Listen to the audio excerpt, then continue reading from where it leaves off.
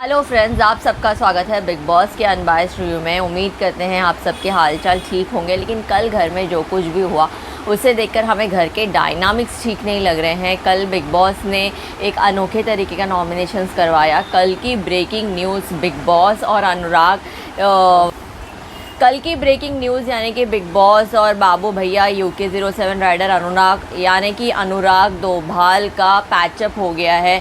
कल अनुराग दोभाल एकदम से ब्लैक से वाइट होते हुए नज़र आए। इतने जल्दी उन्होंने अपना नज़रिया और सब बदल दिया। उन्होंने बिग बॉस के लिए ग्रेटफुलनेस जताई कि मैं आपका आभारी हूँ। मेरे इतने स्ट्रॉन्ग एलिगेशंस के बाद, मेरा इतना स्ट्रॉन्ग आपके अगेंस्ट जाने के बाद भी आपने मेरे लिए दरवाज़ा नहीं खोला, मुझे घर से एविक्ट नहीं किया, इसीलिए मैं आपका आभारी हूँ। आप वाकई मेरे लिए बायस हो और मेरा साथ देते हुए नज़र आ रहे हो, इसके लिए मैं आपका तहे दिल से शुक्रगुजार हूँ। ऐसा कुछ बाबू भैया कल के शो में बोलते हुए नज़र आए। और शो के शुरुआत में वो कुछ और बोल रहे थे। शो के मिड से उन्होंने अपना अचानक से टोन बदल दिया जब उन्हें नॉमिनेशंस में इम्पोर्टेंस दी गई और उन्हें पहला नाम चुनने को दिया गया। इसी के साथ साथ विक्की ने नील को नॉमिनेट किया, नील ने अंकिता को नॉमिनेट किया और उसके बीच उन दोनों की जो फ़नी जंग थी, हमें लग रहा था ये जंग ज़बरदस्ती की है। अंकिता के साइड से एक पॉइंट वो रखकर वो भी स्टॉप हो सकती थी, लेकिन उन्होंने इस चीज़ को रबर की तरह खींचना चाहा और उस खिंचाव में नील भी फुटेज लेने के चक्कर में न जाने कौन सी वियर्ड तरीके से लड़ाई कर रहे थे। नील को ऐश्वर्या ने अकेले में समझाया कि जब तुम लड़कियों से बात करते हो तब तुम एक डिस्टेंस का ध्यान रखो, ये तुम्हारे अगेंस्ट ही जा सकती है चीज़ें, इतना पास जाकर मत बात करो। और भले ही तुम कुछ नहीं कर रहे हो, लेकिन तुम्हारा पास जाना तुम्हारे खिलाफ जा सकता है और वो तुम्हारे खिलाफ एक गलत एलिगेशंस लगा सकते हैं। इस पर नील ने कहा मैं इतना पास नहीं जाता हूँ, मुझे अपना दायरा पता है। लेकिन फिर भी कहीं ना कहीं हमें ऐश्वर्या सही लगी यहाँ पर। गीता वाकई एक विनर के तौर पर कल नज़र आई। जैसे वो नील को काउंटर कर रही थी, वो मुझे लग रहा था बेफिजुल का है, बट जिस तरीके से वो काउंटर कर रही थी वो दिखा रहा था एक विनर क्वालिटी। और अंकिता ने बोला कि जैसे मेरे पति ने तुम्हें नॉमिनेट किया और मैंने लेकिन मैं तुम्हारी पत्नी को नॉमिनेट नहीं करूँगी क्योंकि वो तुमसे ज़्यादा डिज़र्व करती है इस गेम में रहने के लिए, और मेरे दिमाग में पता है मुझे और मेरे पास स्ट्रॉन्ग रीजंस है किसी और को नॉमिनेट करने के लिए। तुम्हारी तरह सेफ खेलना नहीं चाहती और इसीलिए उसने मनारा को नॉमिनेट किया। मनारा ने अरुण महाशेट्टी को नॉमिनेट किया और नॉमिनेशंस के बाद घर में हमें काफ़ी उथल पुथल नज़र आई।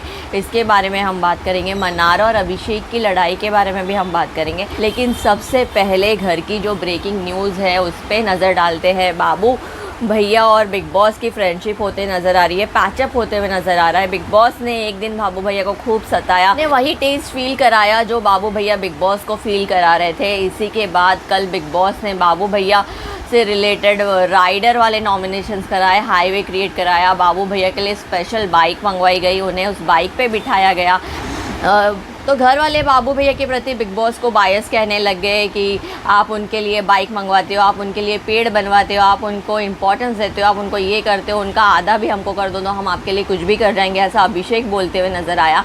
सब घर के सभी लोग बाबू भैया को ये फील कराते हुए नज़र आए कि तुम्हें हमसे कई ज़्यादा इम्पोर्टेंस मिल रही है। और ये बात बाबू भैया को नॉमिनेशंस में साफ साफ समझ में आ गई। नॉमिनेशन से पहले वो घर छोड़कर जाना चाहते थे, नॉमिनेशंस के थ्रू बाबू भैया को अचानक से क्या समझ में आया हमें पता नहीं। बाबू भैया मनारा से भी बात करते हुए नज़र आए कि अब मैं नहीं जाऊंगा, अब मैं अपने फैमिली के लिए, अपने फैंस के लिए यहाँ रहकर एक अलग एंगल से गेम खेलकर अपने आप को प्रूव करूंगा, अब मैं अपना गेम बदलूंगा, अब मैं ये करूंगा, अब मैं वो करूंगा। नॉमिनेशंस के तुरंत बाद अनुराग अपना रंग बदलते हुए नजर आए। जो कल तक बिग बॉस और सलमान के लिए सल कर रहे थे, उन्होंने बिग बॉस को कह दिया कि मैं आपके प्रति ग्रेटफुल हूँ, आभारी हूँ, शुक्रगुजार हूँ जो आपने इतने फेयर नॉमिनेशंस किए। और सबसे ज़्यादा इसलिए शुक्रगुजार हूँ कि आपने मेरे इतने आपके अगेंस्ट जाने के बावजूद, इतना कुछ कहने के बावजूद, शो छोड़ के जाने की धमकी देने के बावजूद, हर चीज़ करने के बावजूद आपने ये गेट नहीं खोला, आपने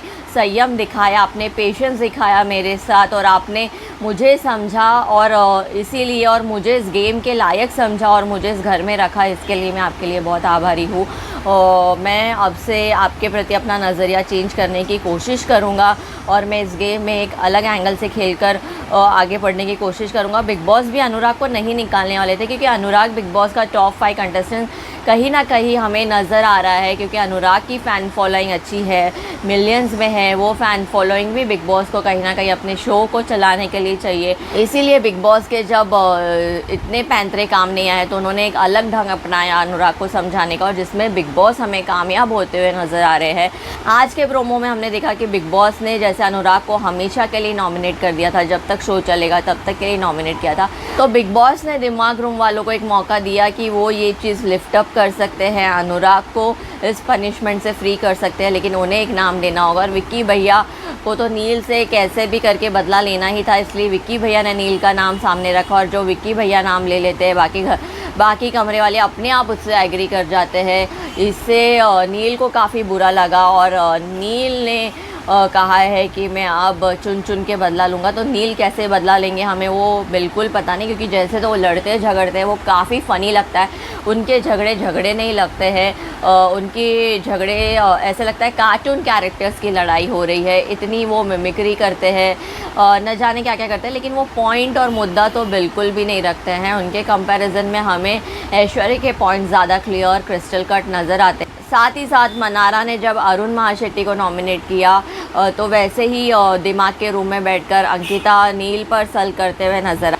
और जब अरुण और मनारा अपनी चीज़ें क्लियर कर रहे थे, या अरुण अपना गुस्सा मनारा से जाहिर कर रहे थे, तब बीच में अंकिता बोल पड़ी कि इसको क्या रिश्ते की समझ है, इसको कहाँ रिश्तों की इम्पोर्टेंस है, ये आपसे इतना प्यार करती है इसलिए आपको नॉमिनेट कर दिया, आपको समझने की ज़रूरत है कि कौन सा सच्चा रिश्ता है, कौन सा झूठा रिश्ता है। कुछ कहने का उनका ओवरऑल मीनिंग यही था।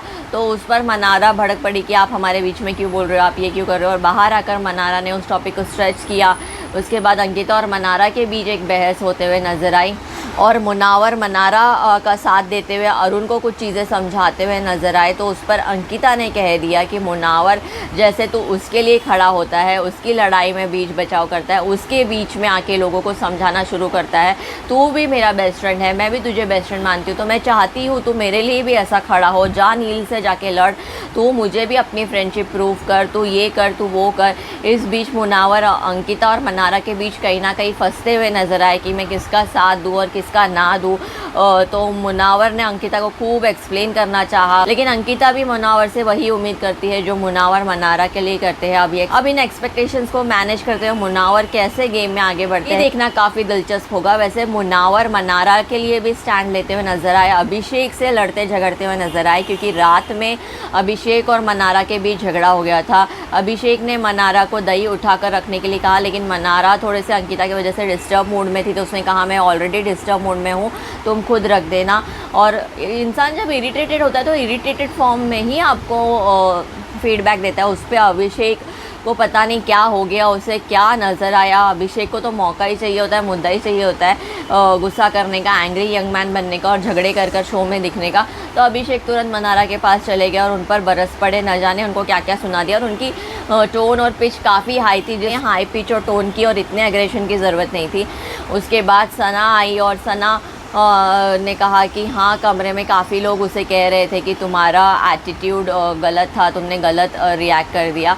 इस पर मुनावर से कन्फ्रंट करने के लिए मनारा चली गई और मनारा ने अभिषेक को गाली दे दी। मनारा ने अभिषेक को यू आर एन एस कह दिया। अभिषेक ने भी तुरंत गाली दे दी और वहाँ पर कुछ रिएक्ट नहीं किया, हिसाब बराबर हो चुका था। लेकिन कमरे में आने के बाद अभिषेक ने फिर उस चीज़ को चुंगम की तरह चबाकर खींचना चाहा, मुद्दा बढ़ाना चाहा, ताकि वो शो में दिख सके या वो कुछ करते हुए नजर आए। अभिषेक के इस बर्ताव से मुनावर को इरिटेशन होने लगी कि जब तूने भी उसको गाली दे दी, उसने तेरे को गाली देने के बाद, जब तूने भी उसको गाली दे दी, उसने तुझे गाली देने के बाद, तो तुझे यहाँ आकर इतना बड़ा झगड़ा करने की कोई ज़रूरत नहीं थी। और अभिषेक यही कह रहा था कि तू मनारा को कभी गलत नहीं कहता। इस बीच मुनावर ने मनारा को समझाया कि तुमने जो गाली दी है वो गलत है, और फिर से वो अभिषेक पे आ गया कि तूने भी उसको गाली देकर उधर हिसाब बराबर हो गया था, लेकिन अभी जो तू कर रहा है वो अननेसेसरी है, वो ओवरडू कर रहा है, तुझे यहाँ पर आकर रुकने की ज़रूरत है। और मनारा का रोना धोना, बेचारी बनना वो अलग से चलता रहा।